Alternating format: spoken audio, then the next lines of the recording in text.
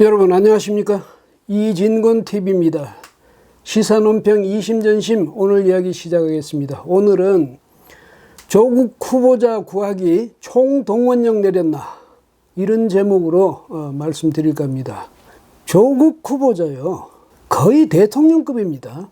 당정청 총동원령이 내린 것 같은 그런 분위기입니다. 전체 정권이 아주 총력전을 기울이는 그런 조국 일병 구하기 정말 눈물겹게 진행되고 있습니다. 청와대 고위 관계자라는 사람이 5일 뉴시스와의 통화를 통해서 조 후보자 딸이 동양대학교에서 받은 총장 표창장 그게 위조가 아니라는 증거가 나타났다 이렇게 이야기를 했습니다.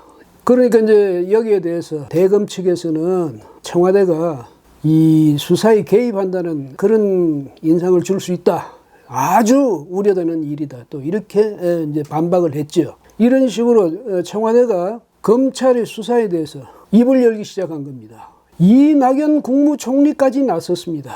이 총리는 5일 예산결산특별위원회 전체 회의에서 야당 의원들이 질문하는 데 대한 답변 형식으로 이렇게 이야기했습니다. 검찰은 오직 진실로 말해야 한다. 자기들이 정치를 하겠다고 덤비는 것은 검찰의 영역을 벗어난 것이다.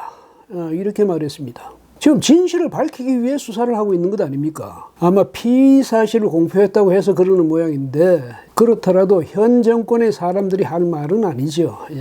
2016년에서 2017년에 걸쳐서 전개됐던 탄핵 또 특검 정국 한번 돌아보고 나서 말하시죠. 그때 어떻게 했는지. 윤석열 검찰총장이 무슨 정치적 의도를 가지고 수사를 한다 이렇게 생각하는 모양이죠. 그렇게 말하기로 한다면 정권 실세는 건드리지 마라. 건드리면 그것이 정치하려는 그런 작태다.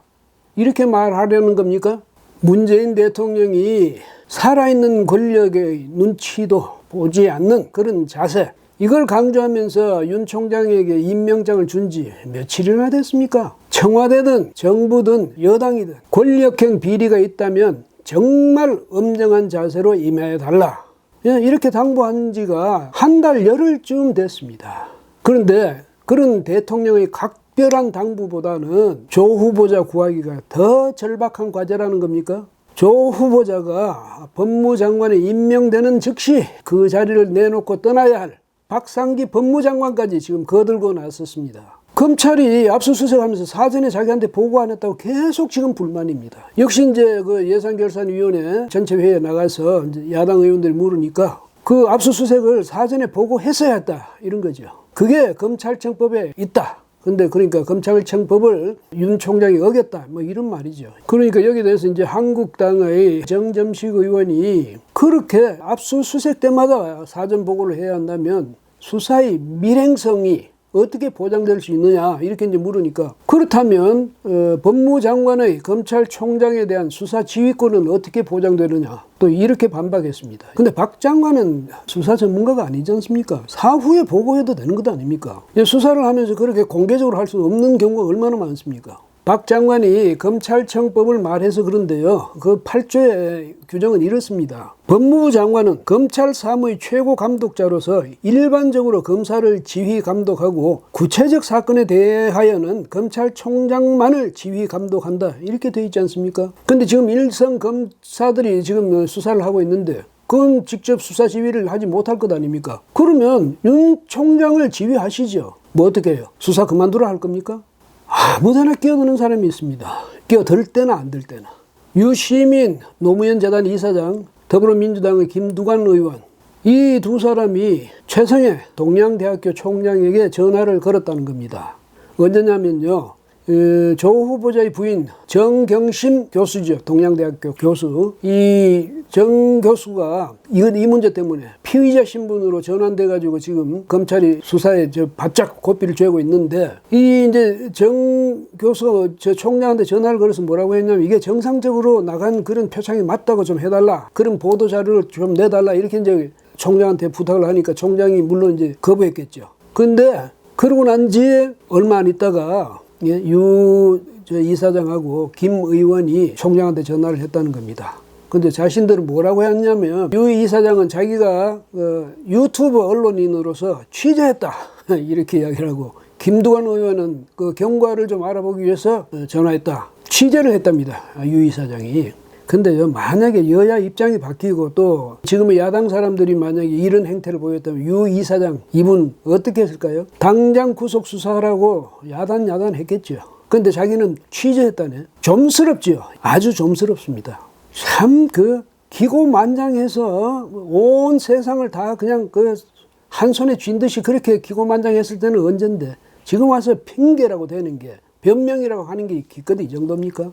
왜 수사 중인 사건인데다가 이 문제하고 아주 중요한 핵심적인 증인이 될 사람한테 왜 전화를 하는 겁니까? 취재? 유 이사장이 그랬다가 그걸 취재라고 볼 사람이 세상에 어디 있습니까? 더불어민주당의 노력 정말 가상함을 넘어서 눈물겨울 정도죠. 지극정성입니다. 5일 민주당의 공식 페이스북에 무슨 이야기가 올랐느냐면 최 총장은 조국 장관의 임명을 반대한다는 성명을 낸 바 있는 한국교회 언론회 이사장이며 극우적 사고를 지니고 있다는 팩트도 분명히 알려드린다. 이런 글이 올라왔습니다. 그 이전에 이제 다른 이야기를 하면서 이제 이렇게 이어진 거죠. 그런데 조 후보자의 장관 임명을 반대하면 극우입니까? 극우? 좌든 우든, 극우든 극좌든. 이건 뭐냐면 자기들의 주의 주장을 구현하기 위해서, 목적을 이루기 위해서 폭력 행사를 서슴지 않는 그런 사람이나 그런 집단을 극우, 극좌라고 합니다. 예컨대 극우라면 무솔리니나 히틀러, 극좌라면 누구겠습니까? 레닌이나 스탈린이겠죠. 근데 대학 총장이 극우입니까? 예? 이렇게 자기들 마음에 들지 않는 사람 무조건 이렇게 낙인을 찍어댑니다. 좋은 글씨를 쓰게 되는 거죠. 이런 사람들 심리 상태 정말 사람 주눅들게 합니다. 예. 한국당에서 최 총장을 조국 청문회 증인으로 채택하자 이렇게 했더니 민주당의 송기현 법사위 간사가 뭐라고 했냐면 최 총장은 태극기 부대다. 그게 자기들 말로 극우다 이 말이겠죠. 이러면서 반대했다는 겁니다. 부득부득 반대해가지고 결국은 최 총장은 증인으로 채택하지 않기로 했다는데 자기들 편 들어줄 사람만 증인으로 채택하는 겁니까? 그런 사람들만 부르는 겁니까? 자기들 편만 들어줄 사람들? 세상에 그런 청문회도 청문회입니까? 기회는 평등하고 과정은 공정하고 결과는 정의로울 것이라면서요. 자기들이 그렇게 얘기했잖아요. 근데 이런 식입니까? 자기들한테 불리하면 증인으로도 채택 못하게 만드는 이런 게 그 사람들의 정의입니까? 갈수록 정권의 민낯을 보게 됩니다. 온 세상의 정의를 자기들끼리 다 구현낼 수 있을 것처럼 기고만장했던 그 기세, 그 기계 어디 갔습니까? 앞으로 이 사람들의 그 표정이 어떻게 바뀌어 가는지 그거 좀 구경할 만 하겠네요. 한번 지켜볼 만 하겠네요. 조국을 억지로 살려내도 임명해도 국민은 우리 편일 것이다. 이런 확실한 믿음이 있는 모양이죠. 이 논란 속에서도 문 대통령 또 민주당의 여론조사 지지도가 올라가고 있다는 것 아닙니까? 그러니까 자신감을 갖게 됐겠죠. 아주 국민은 우리 편이다. 이걸 온 세상이 과시하고 싶겠죠. 그런데 언제까지나 내 편인, 언제까지나 우리 편인 그런 민심은 없습니다. 민심이 얼마나 무서운데요. 언젠가는 민심을 가벼이 여긴 그 대가를 톡톡히 치를 겁니다. 이거는 우리가 경험에서 얻은 확신이죠. 오늘은 여기까지 하겠습니다. 고맙습니다.